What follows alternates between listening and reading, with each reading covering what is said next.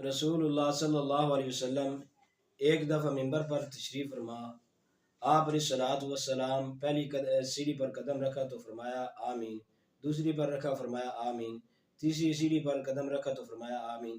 صحابہ نے اس کی وجہ پوچھی تو رسول اللہ صلی اللہ علیہ وسلم نے فرمایا ابھی ابھی میرے پاس جبرائیل علیہ الصلوۃ والسلام آئے ہیں، فرمایا اس آدمی کی ناک خاک آلودہ ہو جس کی زندگی میں اس کے والدین زندہ ہیں اور اس کی قدر نہیں کی، ان کی خدمت کر کے اللہ سے جنت نہیں لی۔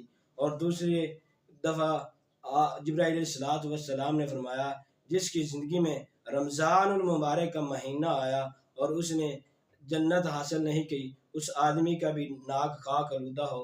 اور جس شخص نے مجھ محمد صلی اللہ علیہ وسلم پر درود نہیں پڑھا تو ایسے آدمی کی بھی ناک خاک آلودہ ہو۔ تو میں محمد صلی اللہ علیہ وسلم نے فرمایا آمین۔